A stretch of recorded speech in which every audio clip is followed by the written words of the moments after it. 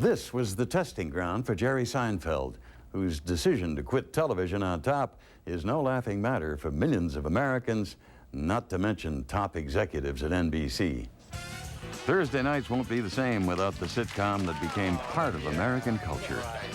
Unlike any other show, Seinfeld contributed catchphrases to our common language. Not that there's anything wrong with that. The show's evolution from cult favorite to runaway hit is due largely to Jerry Seinfeld and his unique humor. And although he didn't do too well here his first time out, he never gave up. And when he finally found his style and then took his observations from comedy clubs like this to the small screen, he made history. They got the fudge on the bottom. That enables you to control your fudge distribution as you're eating your ice cream. You've met a man who knows so much about nothing. Thank you. I got 45 minutes of observations about planes and cough syrup, and that's it. I get away with that. I make a living. I would know if a tray of food had been served to me. Would you? Yes. Seinfeld's little universe is a very quirky, kind of nasty place to be. This is a gleeful show about bad behavior. Unlike a lot of comics who come into a series, he was not hell-bent on making it a vehicle for himself. Marcy comes over and she tells me that her ex-boyfriend was over late last night and yada, yada, yada, I'm really tired today. What do you think she was tired from? Well, obviously the yada, yada. Jerry always had a great turn of phrase. He was always very good at coming up with phrases or words that would bear repeating. Don't die, don't die, don't die, don't die. He's a fish, he's a rock, who cares? Don't die. I don't want to die, don't let me die. I would say he's a workaholic to a certain extent. I always thought that Jerry was a bit telepathic because he always said from the get-go, don't worry, this show's gonna go.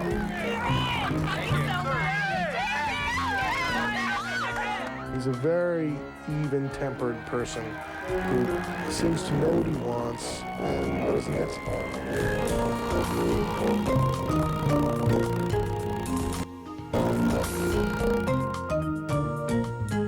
You ever see people in the supermarket? In the parking lot of the supermarket, they are moving. They pull their car in, they get out. All right, let me just pick up a few things here and get the hell out of here. You know what I mean? They move with a sense of purpose. You see that same person 15 minutes later, aisle 4.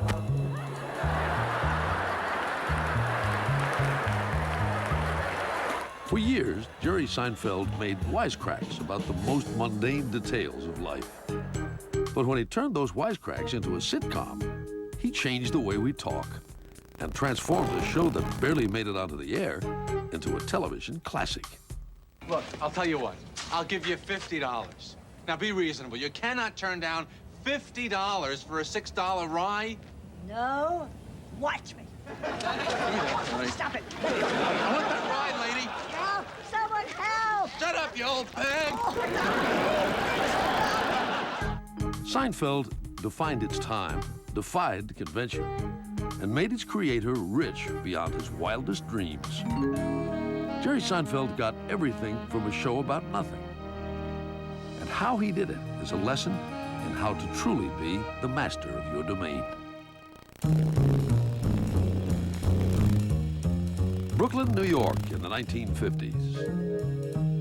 As every television viewer knows, this is where Ralph Cramden lived, and it's the place that gave birth to Jerry Seinfeld.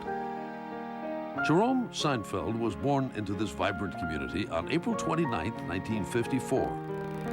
When he was still a baby, his family moved to the small town of Massapequa, Long Island. There, Jerry's father, Calman, ran a sign painting business, where he got people to buy his signs by making them laugh. His father was a character, you know, in very broad strokes. He was a jokester, and he was a funny guy. But he also had a very good handle on what was important in the world. One of the things Jerry learned was important in the world was a sense of humor. Sweet and a little bit shy, he had a close and happy relationship with his parents and his older sister, Carolyn. But he also showed a determined streak. His mother, Betty, discovered it one day when she had just finished baking a cake. She had a chocolate cake on the table, and he wanted the entire cake. Wanted the whole cake. She offered him a slice, didn't want it, whole cake or nothing. And he left without anything. And she always told that story, meaning that Jerry wants it all. In Massapequa, Jerry enjoyed a quiet, middle-class childhood. He pored over comic books, especially the adventures of Superman, his idol. He enjoyed riding his bike around the neighborhood, and to the frustration of his mom, became a television addict. One night, when he was just 8 years old, he saw a comedian perform on The Ed Sullivan Show. Young Jerry Seinfeld was dazzled. To be a comic, standing on a stage, making hundreds of people laugh, what's the deal with that? Jerry thought it was a great job. He began to scour the TV listings to see when other comics were coming on. He rarely missed Abbott and Costello. And he practiced his own routines with his sidekick, his pet parakeet. He would make a microphone and talk to the parakeet. Why do you do your hair that way? He eventually made a stand-up routine out of that. Why do you do your hair that way? What are you doing in there all day? What do you like to eat? And we would be hysterical. Jerry studied the albums of one of the leading stand-up comics of the day, Bill Cosby. He played them over and over, memorizing the timing and the rhythm. Cosby found humor and absurdity in everyday life, and Jerry was hooked. He became a student of comedy, but in school, his teachers were unimpressed. They wrote on one report card that he seemed more interested in amusing his friends than in doing his classwork. In 1969, he entered Massapequa High School and earned a reputation as shy but funny. For Jerry, the sound of other people's laughter was a tonic. He could be funny without revealing too much of himself. And one of the reasons I was so attracted to being a stand-up comic is you're all alone. You don't have to deal with anyone. It's the ideal situation for someone who is socially awkward and striving to connect. Too shy to be the class clown, Jerry would just make wry comments all the time. After school, he worked on his jokes with some of his friends. Other kids on Long Island might dream of being rock stars. Jerry had another fantasy. I once thought, if I could get those 3 wishes, you know, when you're a kid, you're always thinking, what if I find that lamp, you know? What would I ask for? Got to be ready. And I thought, I would ask to be a comedian. And then I thought, no, it would be better to become one on my own. He set out to do just that. Dedicated to becoming a comedian, Jerry entered the radio and TV program at the State University of New York at Oswego in 1972. His humor and easy manner helped him immensely, and his curiosity about life took him on a few detours, far from the quiet cul-de-sacs of Massapequa. I think of him traveling into Bedford-Stuyvesant, where I grew up, with a friend of his and his dog in a convertible, and coming to my house and me getting my mother up in the middle of the morning to make him grits, because he had never tried grits. And I can remember him then convincing me to take him on a tour through Harlem in a convertible. In college, his obsession with detail, along with his tidiness, made some feel he was a bit of a neat freak. Not that there's anything wrong with that. Jerry was so squeaky clean, and everything was ordered in the drawers, and his clothes were all folded, and he was constantly washing his face and dotting every I and crossing every T. Neat was not how Jerry felt about icy upstate New York. He wanted to be closer to the action.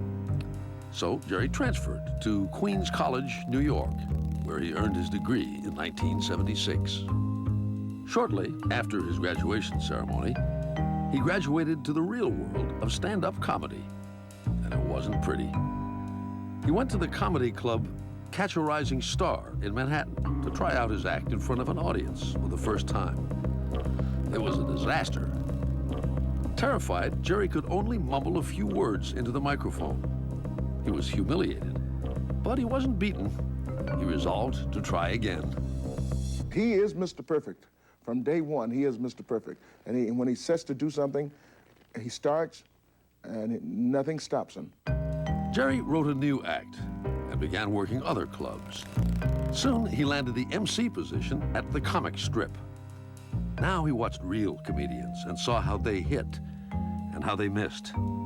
He was 22 years old and already one of the hardest working young comics on the circuit. Jerry loved it. He loved getting on the stage and controlling the audience, making them laugh when he wanted them to laugh, figuring out why they didn't laugh. He crafted his routine and he worked hard to improve it. He was always extremely goal-oriented. He used to write in the beginning about an hour a day, and other comics just nobody wrote at all. I mean, they kind of wrote on stage. That was the standard way to develop your material. And Jerry really, the word was the thing that was most important to Jerry and always has been. That emphasis on words made Jerry a stand-up who could stand out. He told anecdotes that were not only funny, but also bore the mark of a real craftsman. He always had something interesting to say on the way to the joke. You know, there are a lot of comedians who take my wife, please, or you sit waiting for the punchline. Oh, I get it. Whereas with Jerry, you enjoyed the journey to the joke as much as the actual joke. The jokes could be about anything, but mostly they were about nothing. The small things that everyone could relate to, things like grocery shopping, or even laundry detergent. He had learned from Cosby how to make the humdrum hilarious, and he had learned from his father how to see the humor in daily life. I think, like me, he had a very loving childhood, wonderful parents, nice upbringing, did all the things that people do, but just had a skewed way of looking at life, or an odd way of looking at life. Jerry also made an impression in another way. The determined kid had grown into a determined adult, one who would only play by his own rules when it came to his act. I made rules that I wouldn't use profanity because it was a more interesting game for me to try and do certain types of material or certain subjects without going over the line. And if you use no profanity and you get people to laugh and enjoy themselves, that's true, that's pure. What was also true was that the life of a stand-up comic in New York was hardly glamorous. Jerry Seinfeld lived from paycheck to paycheck, working constantly from club to club. By 1980, Jerry felt he'd done all he could on the New York circuit. So he decided to head west to Los Angeles and television. It wouldn't be long before he'd make his mark, but not in the way he'd hoped. You want to hear a joke? Not if it's one of yours. More of the life of Seinfeld when Biography continues.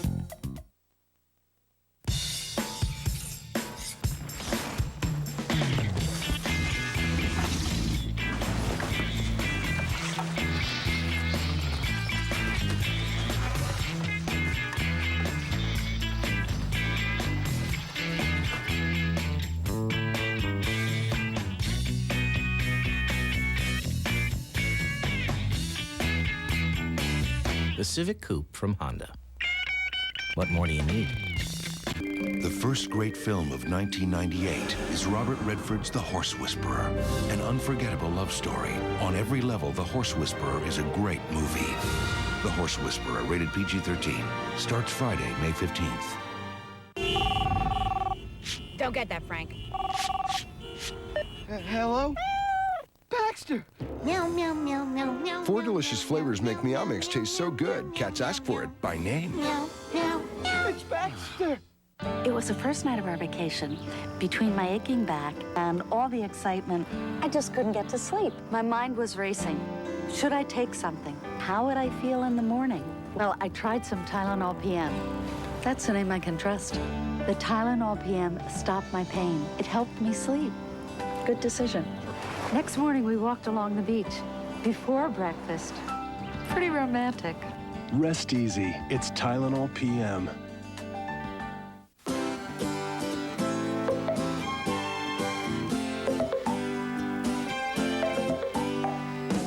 Brought to you by Maxwell House. As long as little boys want to grow up to be just like their dads. You're a coffee lover, aren't you? As long as we never forget who we are and where we came from. Just as long as the road always leads home, Maxwell House will always be good to the last drop. You're watching Jerry Seinfeld, part of You've Got to Be Kidding Week on Biography.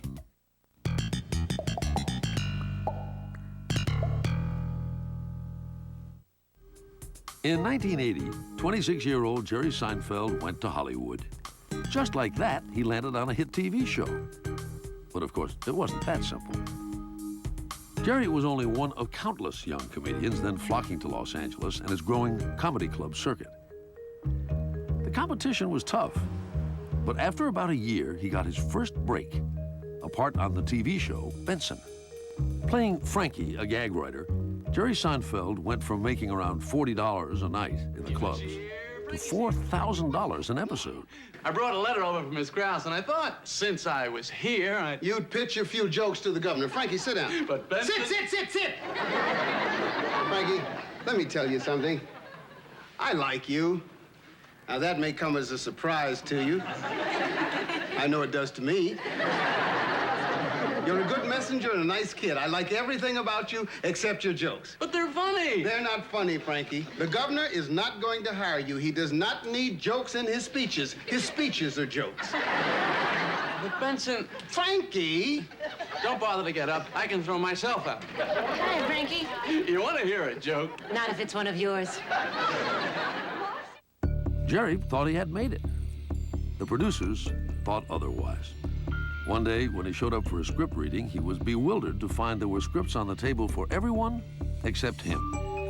After just 3 episodes, Jerry found he was fired. Devastated, he returned to the clubs. Whether as a shy teenager or a dejected adult, Jerry Seinfeld found that laughter was the best medicine. One night when Jerry was performing, a producer for Johnny Carson caught his act and booked him on the ultimate comedian showcase, The Tonight Show. Jerry had frozen when he had his first big break at Catch a Rising Star. He wouldn't let that happen again. For 30 days prior to The Tonight Show, he ran for 5 miles a day as though he were a boxer training. And also for 30 nights before he did his 5 minutes, the same 5 minutes. He wanted to make sure that there was no chance that he was going to fail in this opportunity, knowing full well that it may have been his only opportunity. Jerry's opportunity thrilled his family, especially the father who had taught his son the value of a good laugh. Cal, the sign painter, did what he did best, painting a huge sign on his van promoting his son's appearance and driving it around the neighborhood. On May 7th, 1981, television viewers got their first real glimpse of Jerry Seinfeld. Have you ever seen the guy who's got the record for fattest man in the world? It's an amazing thing. Bob Hughes, 1,400 pounds. Ladies and gentlemen, the man has let himself go. I always hoped that someday Bob could get it together, you know? Go on a diet. Take off 200 pounds. It doesn't make a hell of a dent. And if you're a friend of his, what are you going to say to him? You know, you look great, Bob. And Johnny gave him this after the show. I mean, that's the ultimate validation.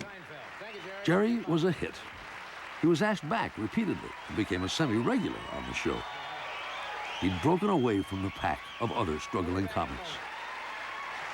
The first time I saw him, I think on the Carson show, it was so ingenuous. It was so sweet and funny.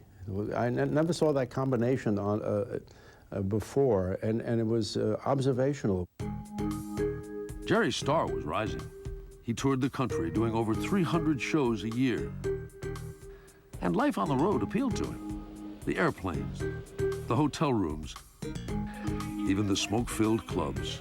It all reeked of a life far from the Long Island he knew as a child. But the solitary life of a stand-up left him little room for relationships. He's very private. I mean, I would find out about a girlfriend, but usually a long time after he'd started dating her. When it came to relationships, Jerry's travel schedule wasn't the only problem. His passion for perfection could also be a stumbling block. Once, he couldn't resist remarking to a dinner date that her nail polish didn't match. I said that I think the nail polish on your thumb is a shade off. And her head just hit the table. She just said, I cannot believe you noticed that. And I would say that's about the proudest moment of my life, that she did not get away with that. In 1983, love found Jerry Seinfeld. He met and became engaged to a hotel manager after only 1 month. But he called it off. He feared marriage, especially a hasty one, might interfere with his career. He's very driven. He didn't want to spread himself on anything else. He wanted to focus on this one goal. That one goal, being a successful stand-up comic, seemed within his grasp. But in 1985, the laughter suddenly left Jerry's life. His father, Cal, died of cancer. Jerry stopped working, stopped touring. Jerry found it difficult after my father's death to go back to work, but he is a professional and he was able to do it. 6 weeks later, Jerry returned to the stage, comforted and strengthened by knowing that his father had lived to see him make it. Not long after, executives from HBO offered him his own TV special. And in his own way, Jerry paid tribute to the man who helped make him who he was. What happens, actually, is that the roles begin to reverse with you and your parents. You know that moment? I don't know when it happens. There's just that moment that all of a sudden, you're in the mall and you're in charge and they wander all around the store like little ducklings. You know that moment? All of a sudden, you're running around, Mom, we lost Dad. He's down by the tools. Dad, Mom is going to be over there. Do you want to get it together, or should we? Do you want to meet later? And they're just quack, quack, quack, quack, quack, quack, quack, quack, quack, quack, quack, quack, quack, quack. Want to cross the street? The light is changing. Dad, stay up with Mom. The light is changing. Go ahead, Mom. I'll get Dad. Dad, go ahead. The light. They have ice cream over there too. Let's keep it moving. Keep it moving. Come on. In 1988, NBC approached Jerry about doing the show. But a problem arose. A critic caught Jerry's act, and writing in the Los Angeles Times accused him of having nothing significant to say, of creating comedy about, well, nothing. He was always kind of under the radar. I mean, he had nothing to say about social issues. He had nothing to say about the politics, nothing to say about politicians. It was kind of kid stuff, you know? The criticism stung Jerry, but he quickly overcame it and was back at the mic. He trusted his material, his instincts, his singular take on the world. Comedians have a sense of the truth of things. They're always commenting. They see the chinks in the armor. They see people's faults. They see the problems with society. Instead of telling it you seriously, they give it a curve and make you laugh at it. And enough people were laughing at Jerry Seinfeld that discussions with NBC continued. The network asked him to come up with a concept for the show. Jerry didn't have a clue. His dreams were about stardom on the stand-up circuit, not on TV. I wasn't going anywhere. You know, this is it. I got 45 minutes of observations about planes and cough syrup, and that's it. I get away with that. I make a living. And I thought, even if I ever did manage to get on TV, I'm not the kind of guy people get excited about, you know? Jerry Seinfeld didn't realize how wrong he was. And very soon he would become a household name and rewrite the rules of American television. More of the life of Seinfeld when Biography continues. Legendary, classic, precise, sampras, movado. The art of performance. Oh, don't forget your appointment. Yeah, I got it, 2 o'clock. The suit's cool, right? Looks great. Sweet little baby. Did you see Dave's new car? Yeah, I saw Dave's new car. I was thinking maybe we could get a minivan. If the word minivan scares you, just say Odyssey from Honda. It handles like a car, so it's fun to drive, and it looks great. What?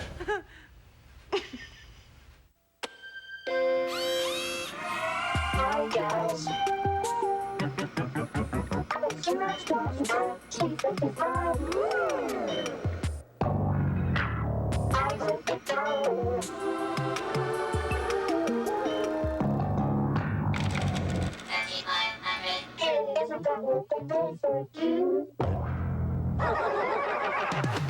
For your local reseller, call 1-800-34-XEROX. What's it like to spend your life behind bars? Former inmates and guards revealed the gritty history of 4 of America's most infamous prisons. And I had one inmate tell me one day, he says, I'm gonna break every bone in your body. They were cracking heads indiscriminately. They had blood all over the place. Alcatraz, Sing Sing, Eastern State, and Leavenworth. The Big House. All next week at 9 Eastern, 10 Pacific on the History Channel. Not available in Canada.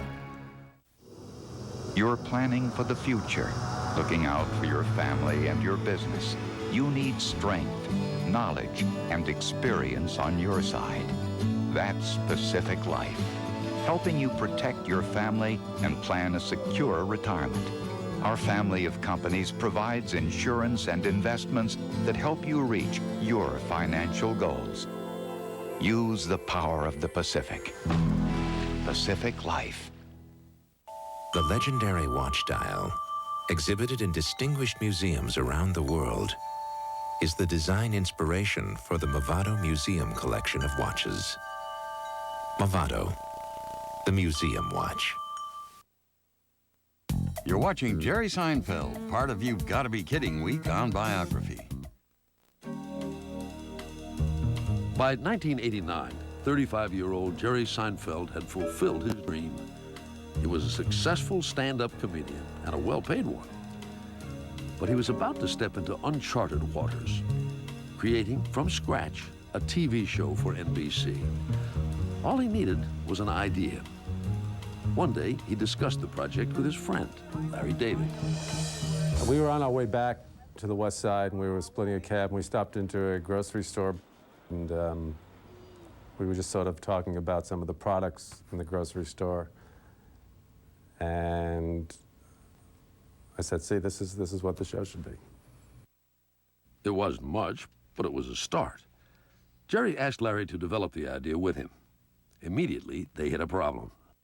Well, we found it was pretty tough to sustain 22 minutes of just talking about hairspray and cashew nuts. And so we made very subtle stories, like if a woman wanted to come over your house and said, could I spend the night, and you weren't sure of whether she meant sleep with you or just sleep on the couch, how would you figure it out? Which is barely a story. And that was the story in the pilot. I can't believe you're bringing in an extra bed for a woman that wants to sleep with you. Why don't you bring in an extra guy, too? Look, it's a very awkward situation. I don't want to be presumptuous. On July 5th, 1989, the show called The Seinfeld Chronicles debuted. The idea was simple enough. Jerry Seinfeld would play a New York stand-up comic named Jerry Seinfeld, gathering material for his act. The only difference between a date and a job interview is not many job interviews. Is there a chance you'll end up naked at the end of it? Each show would be the stories behind his jokes. Sprinkled throughout would be Jerry's own stand-up act. And the characters would be drawn from real life, based on real people, like the nosy neighbor from across the hall, played by Michael Richards. The Kramer character is based on me in that, you know, Larry knows me like a book, and he gave the character a lot of me, you know, the golf, the hobbies, the entrepreneurism, the hot tubs, you know, living with no visible means of support, always having a new idea to make money. For Jerry's best friend, played by Jason Alexander, the creators didn't have to look far for inspiration. George is pretty much based on myself, and George is a lot more real than the person you're talking to right now. Larry is the real George Costanza, a guy who has every neurosis known to man and then some. He's suffering from guilt, angst, paranoia, self-doubt, insecurities. The pilot crashed almost before takeoff. Test audiences hated the characters and were bored by the story. They didn't get it. But to everyone's surprise, the network did. An executive from the late-night division liked what he saw and found money in his budget to order 4 episodes, the smallest order a sitcom had ever received from a network. The creators added a female character to the mix, Elaine, played by Julia Louis-Dreyfus, and a classic was born. It started as a very, very small show that very few people were aware of. We never thought it was going to get anywhere. We just thought it was good. The 4 shows, renamed Seinfeld, aired in May of 1990. The ratings weren't spectacular, but NBC felt Jerry and Larry were onto something. When a permanent slot opened up on the schedule in 1991, Seinfeld found a home on Wednesday nights. There, it quietly but surely took root. Jerry's love for the well-turned phrase and the carefully crafted joke began to pay off, with writing that in time became the envy of the industry. This has been a miracle on many levels, because ultimately the writing has been spectacular. We all respect one another as performers and enjoy one another's company as performers. Excuse me, I didn't get a meal. Are you sure? Yes, I'm sure. I would know if a tray of food had been served to me. Would you? Yes. This is the best Sunday I've ever had. Oh, man. You know what? They got the fudge on the bottom. You see? That enables you to control your fudge distribution as you're eating your ice cream. Even with a man who knows so much about nothing. Thank you. Seinfeld defied conventions by making its characters people who lied, cheated, schemed, and used each other for short-term gain, while remaining long-term friends. Audiences couldn't help but fall in love with them. Seinfeld's little universe is a very quirky, kind of nasty place to be. The fact that they are so selfish and self-absorbed and classically unlikable, but that's what you love about these people. The fact that you begin to like what's unlikable about them because they're so honest about it. This is a gleeful show about bad behavior. And I think we relate to it. Everybody sees a friend of theirs or themselves, you know, in these things. You know, how many times you see a couple and you say, boy, she's cute, I hope they break up. You know, I mean, this is typical fare of Seinfeld. Another sitcom convention that Seinfeld flouted was the standard practice of giving all the best lines to the star. I think one of the most amazing things he did from the beginning of the show is, unlike a lot of comics who come into a series, he was not hell-bent on making it a vehicle for himself. George has become a hand model. A hand model? Yes. Really? Let me see your hands. You can look at them, but do not touch them. See.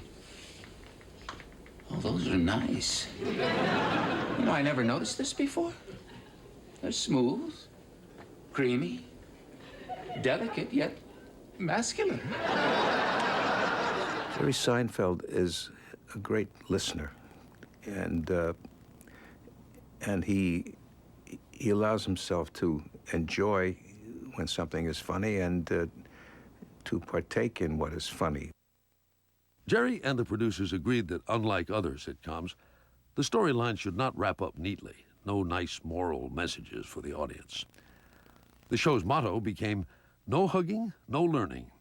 Its cold, clear, unsentimental look at modern life echoed perfectly the cynical catchphrase of the 90s. Been there, done that. I think the audience had to be a bit more sophisticated for Seinfeld to come into full flower. And if he'd come on at an earlier time, people probably wouldn't have known what to make of him. 4-camera marker. TV was ready for Jerry Seinfeld when he arrived.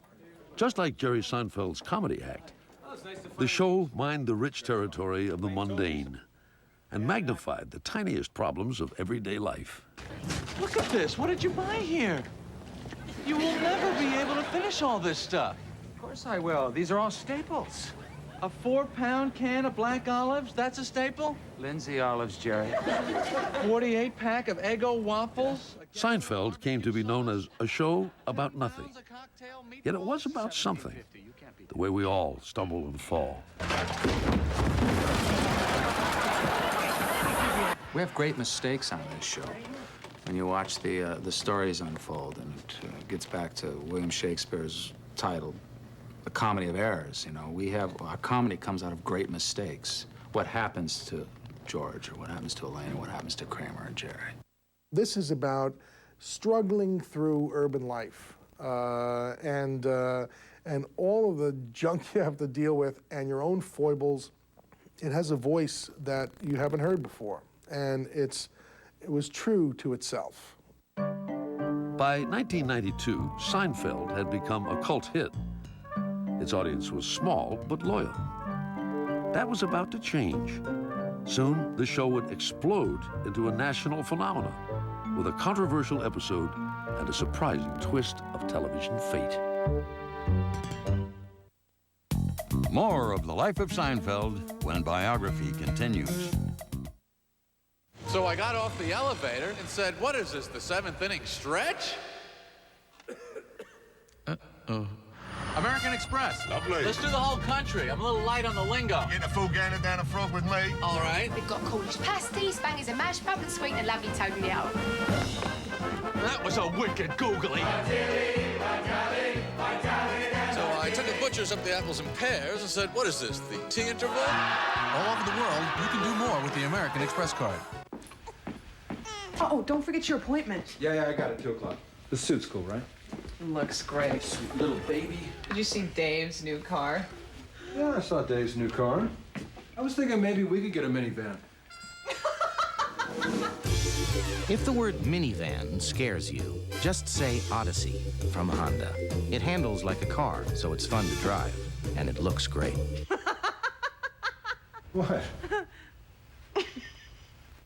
A Love Boat cruise is on a collision course with crime. We've got a murderer aboard, and the ship ought to be searched immediately. And Columbo soon finds himself sailing troubled waters. It's a mystery to die for. Columbo, tomorrow at 9 Eastern, 10 Pacific on A&E Mysteries. An A&E special presentation. It was a battle of strategy. It was a battle of ideology. It was a battle for all of Europe. But above all, it was a battle of pride. So the world held its breath, watched, wondered, and waited for Waterloo, Napoleon, and Wellington. Sunday at 8 Eastern, 9 Pacific on A&E. Ransom kidnapping Would I be turned loose on a street? has become a major criminal enterprise. Would I be killed? An A&E special presentation. Snatch, and you're gone. Pay the price and live. The family is prepared to negotiate. Or pay the price and die anyway. The stories that shocked a nation and the victims who live to tell. Kidnapped, May 24th at 8 Eastern, 9 Pacific on A&E. You're watching Jerry Seinfeld, part of You've Gotta Be Kidding Week on Biography. By its 4th season, Seinfeld was a critical favorite and had amassed a loyal TV following. But one episode would transform it into a cultural phenomenon. The episode was called The Contest. Though the word was never used, it was clear the episode was about masturbation. The contest was to see who could go the longest without doing the act that no one needed to name. I am never doing that again. What? You mean in your mother's house or all together? All together. Oh, give me a break. Right. The episode gave America a new phrase that quickly became part of the culture. Master of your domain. The title conferred on anyone who exercised self-restraint. But are you still master of your domain?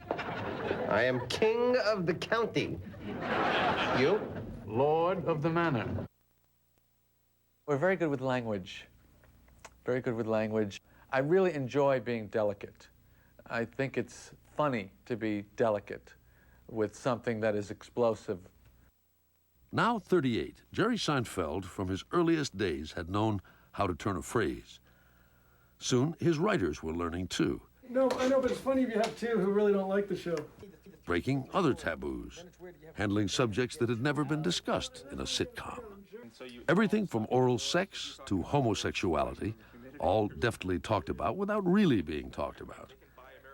In an episode called The Outing, people assume that Jerry and George are gay, and they are shocked at the label.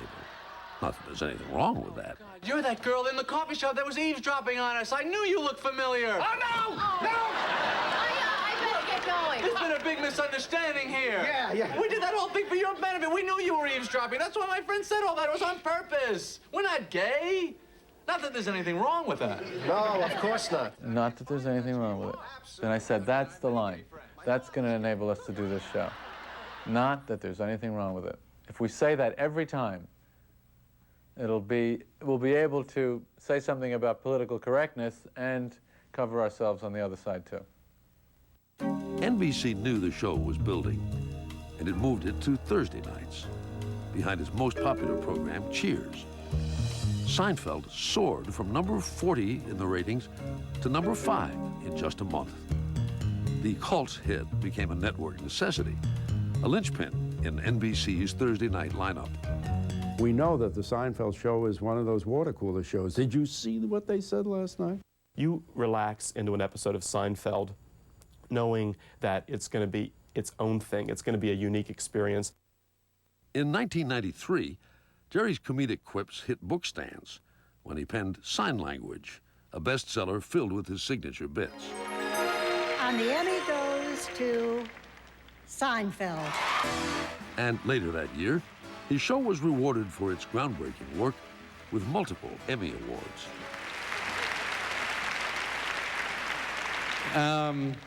God, we started off so small.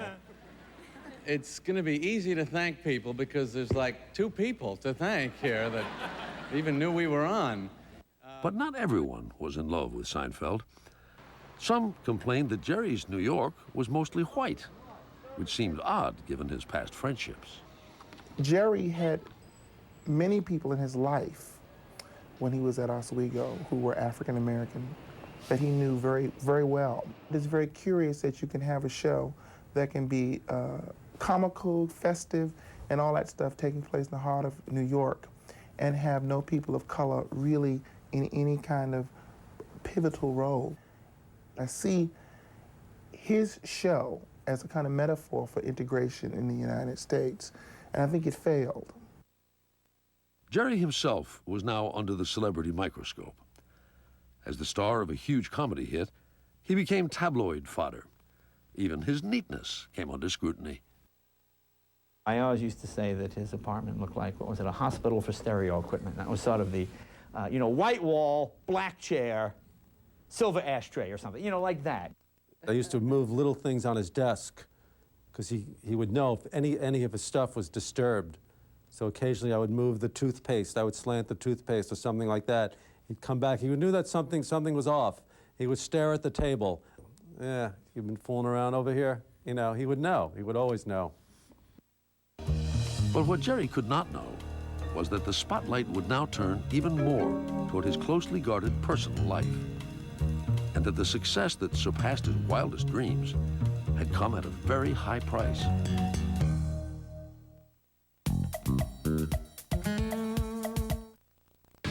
From the depths of the Pacific, nature's biggest mystery is about to become man's greatest challenge. Godzilla, rated PG-13. Special first showings May 19th. You remember that foul ball. Yeah, you were 12, a hot dog in each hand. I reached up and snatched that ball right out of the sky. But this time, the hot dogs are on me. I wish I could. Oh, but Dad, you can. Take this Pepsi AC before you eat. Heartburn stops before it starts. Before I eat? Yep. You get us the hot dogs, and I'll get us another foul ball. You can be heartburn-free with Pepsi AC. From the effects of wind and water, we are losing the fertile topsoil that took nature thousands of years to create. The 1930s Dust Bowl warned us all that food cannot be grown without topsoil. Today, American farmers are leading a change in the way they work the land so they can feed the world's growing population. Instead of the old methods of plowing, many use no-till farming, which leaves the soil virtually undisturbed, reducing erosion by as much as 90%. Stalks and leaves help to hold the soil in place, improving wildlife habitat and keeping our waterways cleaner. Conservation efforts now save nearly 1 billion tons of soil a year. As stewards of the land, farmers have a duty to preserve Mother Earth. And as a leading agri-processor, the Archer Daniels Midland Company salutes no-till farmers for making a difference in the lives of people now and for generations to come. Coming up next on A&E, it's a mystery to die for. It's lights, camera, and plenty of action with the death of a movie mogul. He said he was in love with me. I don't need to tell you what he was after. Then, what do you want? Justice. Would Sherlock let a crime of passion go unpunished? I feel I've done more real harm by my discovery of the criminal than ever he had done by his crime. Sherlock Holmes and Hercule Poirot. Next, only on A&E. They are the lives that touch you, that warm you, that inspire you. And only Biography can bring them home. Weeknights on A&E. Sponsored in part by Maxwell House Coffee. Always good to the last drop. You're watching Jerry Seinfeld, part of You've Gotta Be Kidding Week on Biography. By 1994, Jerry Seinfeld was one of America's most popular comedians and one of the most visible. He could be seen playing the straight man on Thursday nights or playing the pitch man in a series of commercials. Like clockwork. Ah, the bubbly. Thank you, buddy. Hey, your doors, sir. Have a nice day. No. Locksmith. The 40-year-old star was now a TV icon who could afford to enjoy his success and everything that came with it. Jerry Seinfeld was in the driver's seat. He even had the wheels to prove it. Jerry loves his cars. He has this fabulous collection. He drives a lot of them.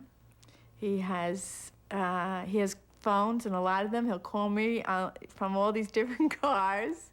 And really, his only opportunity, this is his pleasure, going to work, choosing which car am I going to take today. The boy who had once worshipped the comic book hero Superman had grown into a comedic superstar with millions of fans. But unlike Superman, he always kept both feet on the ground. Jerry the guy. Very honorable guy. He's a guy who's got great instincts. He's a great guy to go to for advice. Jerry's not been pretentious. He's been grounded and kept grounded and have not allowed the kind of zeros behind his name to define who he is. But his normally guarded personal life was being discussed everywhere. He had met a young woman in Central Park and begun dating her, apparently unaware that Shoshana Lonstein was just 18 years old. The tabloids had a field day, but the age difference didn't bother either of them. I think maybe it's because I'm so immature and she's so mature that we meet in the middle. We have a good time, we laugh a lot, and we get along great. As for the tabloids, Jerry and Shoshana sometimes went out of their way to give them plenty of material.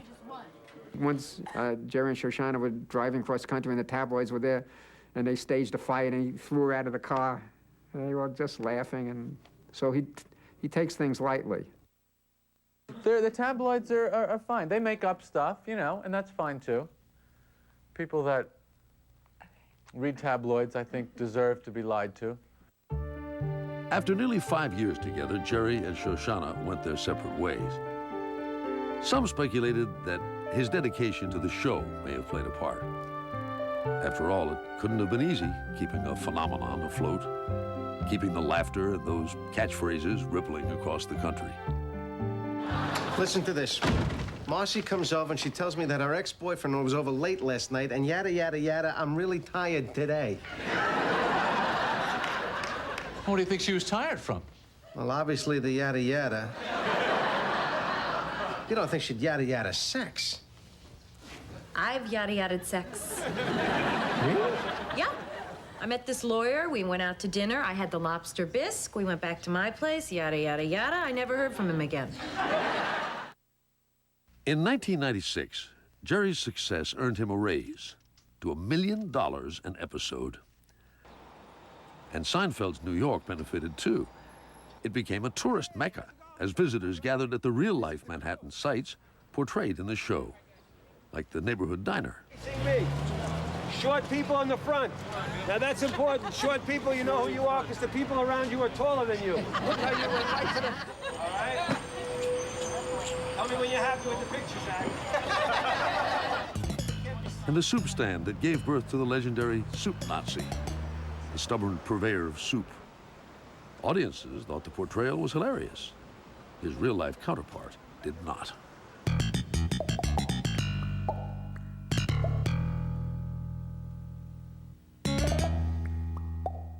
He grabs the payphone. Jerry, with ice pack on his hand, answers the phone. Jerry, the Japanese guys were in the hot tub with the sake. You gotta get them out of the drawers and down here so we can have a focus group to sell the pilot of Japanese TV. Uncle Leo? Jerry! As America's #1 sitcom, Seinfeld was an invaluable asset to NBC. At the end of each season, executives waited anxiously to hear if Jerry would continue the show for another year. Toward the end of 1997, NBC reportedly offered Jerry the mind-boggling sum of $5 million an episode to continue. But Jerry could not be persuaded. On Christmas Day, 1997, he announced his decision to pull the plug on Seinfeld at the end of its 9th season. Its last episode would air in May of 1998. I equate it with being a junior in high school and finding out that they've canceled school. I was sad, but also, you know, you knew it was time, and I pretty much had a feeling it would happen when it did. A nation of fans grieved, but those closest to Jerry understood. Timing is the most important thing to him. He's a stand-up comedian, first, an actor, a writer, second, and you leave the stage wanting the audience to want more. Something my father taught him also, and he's doing that. Ladies and gentlemen, Jerry Seinfeld.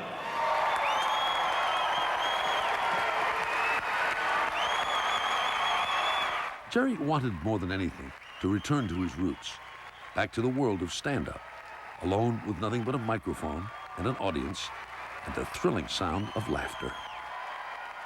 McDonald's is freaking me out. 40 million, 80 jillion, billion, zillion, billion, trillion. What do these numbers mean? Does anyone relate to these numbers? 80 billion sold. Can you picture that? I can't. Is it supposed to impress us? 80 billion sold.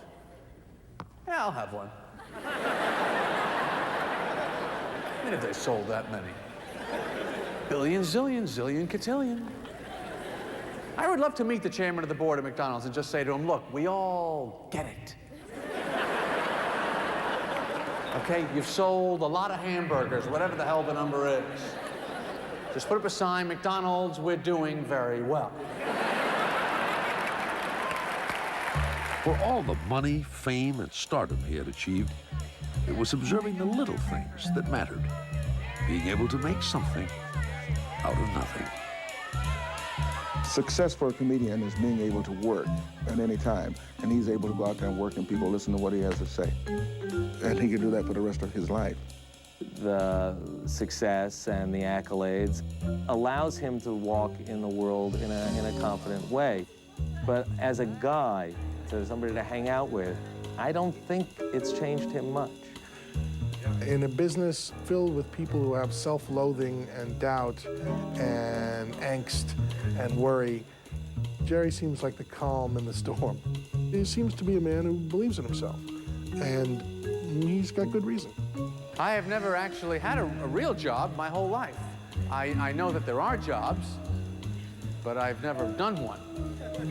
I'm aware of them because I see the big buildings. Somehow or other, this fellow, Jerry Seinfeld, managed to capture the minds of his generation with very simple kinds of statements. I think he'll certainly be up there with Jackie Gleason and all the other famous comedies. If the Honeymooners defined, and Lucy defined the 50s, and Andrew Griffith and Dick Van Dyke with the 60s. I mean, the 80s and well, most of the 90s were certainly Jerry. Jerry Seinfeld has contributed to pop culture by giving us a lot of great moments, a lot of great catchphrases, a new way of looking at TV comedy. TV has grown up a bit by having Seinfeld on it.